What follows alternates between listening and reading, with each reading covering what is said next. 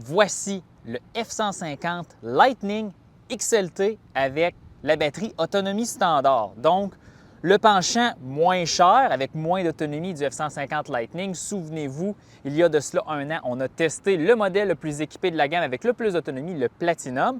Mais là, on est dans essentiellement le modèle de base disponible pour les consommateurs non corporatifs au Canada. Pensez à ceux qui n'ont pas de compagnie ou ce n'est pas des commandes de flotte. Mais avant tout, on va remercier notre partenaire JN Auto qui nous a prêté ce véhicule via leur programme de location court terme pour tester des véhicules électriques, peut-être même les utiliser pour vos besoins personnels. Allez revoir leur site web. Merci beaucoup à JN Auto de présenter la vidéo d'aujourd'hui. L'extérieur du F-150 Lightning, c'est quand même assez simple. Il n'y a une seule configuration disponible pour tous les modèles. On parle d'une boîte de 5,5 pieds, une cabine d'équipe, crew cab, puis ensuite à l'avant, on a le frunk.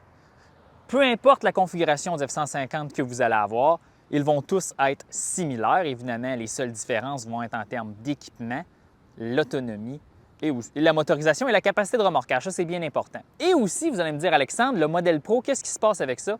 Au Canada, le modèle Pro est disponible pour, comme je vous dis, des clients commerciaux, corporatifs, des compagnies. Il est disponible à 59 000 $ canadiens. Oui, il y a eu une récente baisse de prix de Ford sur ce modèle-là, éligible à la subvention. Maintenant, celui-ci se détaille à 69 000 $ canadiens. Donc, lui aussi est éligible à la subvention de 12 000 $ au Québec, là, 5 000 du fédéral, 7 000 du provincial. Donc, tranquillement, pas vite, ça devient un peu plus intéressant, même que dans certains cas, ce dit véhicule va être moins cher à l'achat comptant qu'une camionnette pleine grandeur avec un moteur thermique configuré similaire. Donc là, ça commence à brouiller les lignes. Ce n'était pas nécessairement possible il y a de cela quelques mois, mais maintenant, fin de l'été 2023, c'est maintenant possible. À l'avant du F-150 Lightning, on a le frunk avec la grille à l'avant. Vous voyez que contrairement au Platinum, l'arrière, tout ça, c'est une grille couleur plastique, un peu comme le Pro. Si vous avez un Pro, vous allez perdre la signature lumineuse qui est la grande barre de LED ici. Vous ne l'aurez pas. Est-ce que c'est vraiment nécessaire? Je ne pense pas. Évidemment, si on ouvre le frunk, que se passe-t-il? C'est un peu lent, mais bon, ça ouvre. Là, c'est la même chose pour toutes les F-150 Lightning. On a 400 litres d'espace. On a un petit chargement ici pour mettre le câble de recharge ou autre chose. Et on a 4 prises électriques 20 ampères, 120 volts avec un maximum de 2,4 kW. Donc ça, c'est standard. Ça, c'est quand même bien. En option, c'est la puissance électrique dans la boîte qui va varier. Tous les F-150 Lightning ont des prises 120 volts, mais en option, là, vous pouvez aller à un niveau supérieur là, de puissance embarquée. À l'arrière du F-150 Lightning, le XLT est équipé d'un haillon électrique. Il descend et il remonte. Ça, c'est quand même assez intéressant dans les camionnettes. Et ensuite, on a, comme je vous disais, le Pro Power Onboard. Je vais juste enlever le couvert de boîte. Le couvert de boîte maintenant enlevé, on peut voir que nous avons le Pro Power Onboard 9600 watts en option avec une prise 240 volts d'une puissance maximale de 7200 watts, 30 ampères. Donc, c'est similaire à dans le début des génératrices commerciales, c'est assez intéressant. Plus tard, on va essayer 2 soudeuses avec pour voir quelle puissance maximale puis quel genre de soudure on peut faire avec ça, vous verrez. Et aussi, on a des prises aussi 120 volts, 20 ampères pour penser à une meuleuse, un banc de scie, plein d'autres outils, même un compresseur. Donc ça, c'est quand même assez versatile et intéressant parce que c'est essentiellement un atelier mobile avec une batterie de 98 kWh utilisable. Assez intéressant. Comme tous les F-150, qu'ils soient thermiques, hybrides ou même ceux qui étaient diesel et le Lightning, on a une sorte d'escalier pour entrer à l'intérieur de la boîte. Donc on n'a qu'à mettre le pied et aussi vous avez une petite rampe, une poignée. Donc ça se fait quand même très bien. Regardez, je suis maintenant à l'intérieur du véhicule. J'aime bien, mais toute la compétition a une solution similaire pour entrer facilement dans la boîte. À l'arrière, on a une cabine d'équipe.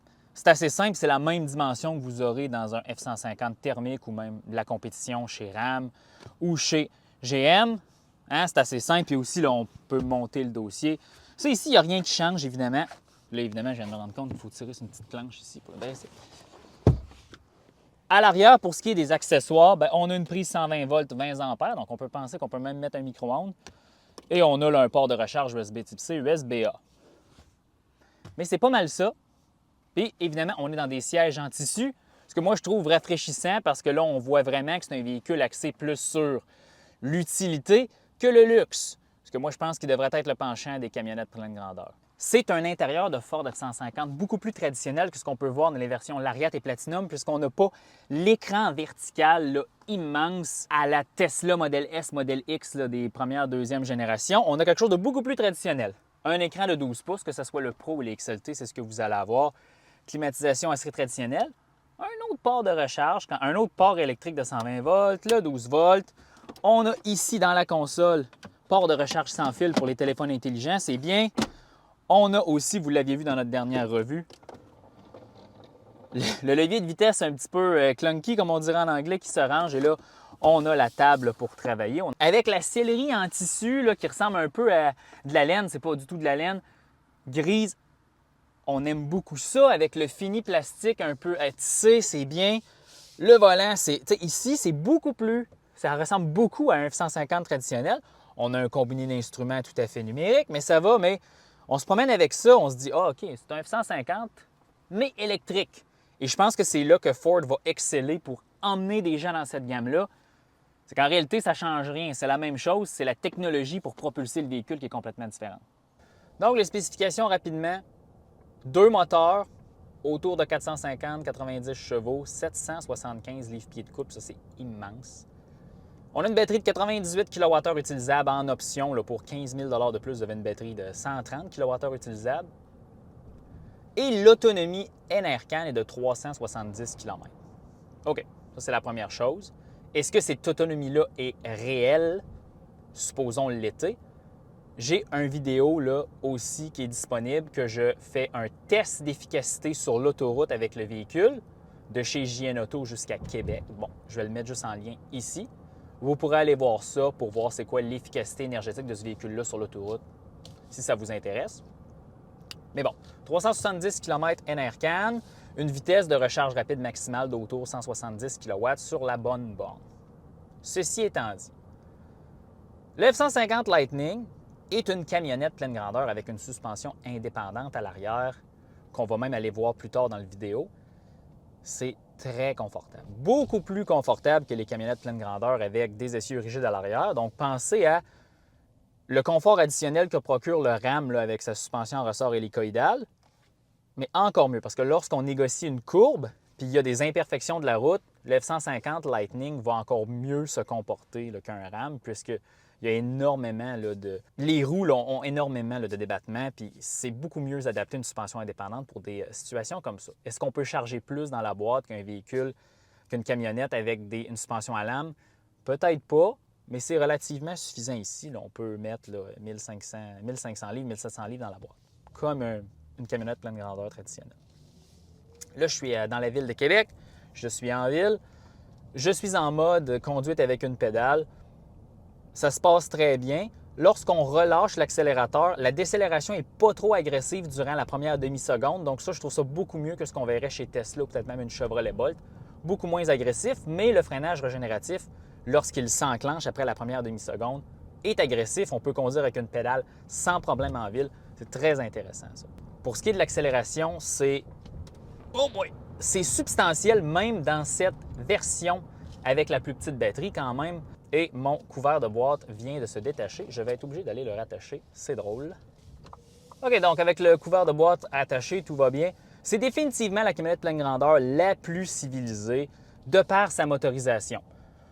On peut penser, mais ne l'ayant pas essayé, que le Silverado EV, le Sierra EV, aura un comportement en ville tout aussi doux, tout aussi facile pour la prise en main. Ça, c'est sûr. C'est quelque chose qui vient avec les véhicules électriques.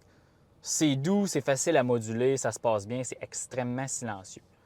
Et dans mon test de consommation électrique, là, de l'autre vidéo, je vous parle un peu du comportement routier sur l'autoroute. C'est similaire, c'est très serein, ça se passe bien. C'est sûr que la grande question maintenant, c'est que vous allez me dire, Alexandre, 370 km d'autonomie, c'est horrible! C'est effectivement faible. Et là, c'est le grand débat des véhicules électriques de combien d'autonomie avez-vous besoin? Il va y avoir des gens qui vont avoir besoin d'énormément d'autonomie. Il va y avoir des gens qui vont avoir besoin de moins d'autonomie. Là, vous me dites, oui, mais c'est un véhicule utilitaire, Alexandre, ça prend de l'énergie. Oui. Mais pour plusieurs cas d'utilisation, cette autonomie-là va être suffisante pour 95 % de vos déplacements et de vos besoins, puisqu'à tous les jours, le véhicule va retourner à la maison, va se brancher sur une borne, Et le lendemain matin, le véhicule va être plein. Puis vous allez toujours avoir 370 km d'autonomie. Oui, l'hiver, ça peut être moins, mais supposons, mettons, 225 l'hiver. Si votre trajet pour aller au travail et faire vos courses dans la même journée, c'est 40 km, vous en avez toujours assez. Vous comprenez ce que je veux dire? Mais c'est un peu comme, rappelons-nous, il y a de cela plusieurs années, lorsque la Nissan Leaf est sortie et ensuite la deuxième génération avec 240 km. Plein de gens au Québec ont fait le saut à l'électrique et ont eu des Nissan Leaf avec 240 km. Pour des années, ils ont été extrêmement satisfaits. Ces gens-là avaient des besoins spécifiques et ils ont aussi vécu avec les limitations de ce véhicule-là, tout comme celui-ci. Somme toute, une camionnette pour utilisation en ville ou déplacement quotidien très impressionnante, très facile à manier. Et dans cette version de base XLT, ça fait beaucoup plus de sens, selon moi, pour le commun des mortels qui a les moyens de se procurer un véhicule comme ça, qui est maintenant éligible aux subventions. Maintenant, ce qu'on va faire, c'est qu'on va aller à un atelier mécanique. On va aller essayer une soudeuse avec le 240 volts dans la boîte. OK, fait que là, on a Nico. Vous connaissez Nico. Allô, Nico? Salut, Allô, Alex. Nico. Fait que là, on est dans la F-150 Lightning. On a une soudeuse, une grosse soudeuse quand même de brancher sur la prise 240, 30 ampères de F-150 Lightning. Puis j'ai mon ami Sylvain Soudeur qui va tenter de souder avec cette grosse soudeuse. On n'est pas sûr que ça va marcher. Attention, l'étincelle.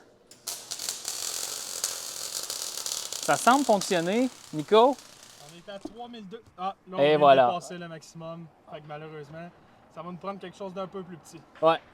C'est super simple. Là, lorsque le disjoncteur saute, Nicolas, tu as juste à appuyer sur le piton vert, ça va faire clic, tic, ça vient de faire clic, la petite lumière. Fait qu'au moins, ça, c'est bien. C'est comme des disjoncteurs dans la maison. Donc là, on a une plus petite soudeuse, branchée avec le même système. Hein? Beaucoup plus petite soudeuse. On a Sylvain le soudeur qui se prépare. On a fait un test et ça semblerait fonctionner maintenant. Attention à vos yeux, évidemment. Oh. Et voilà, la soudure est démarrée. Ah ben oui, toi. Ouais, on reste très stable. 2200, on descend, ça varie. Jamais dépassé 2400 encore avec. Le test est vraiment conclu avec une plus petite soudeuse, par exemple.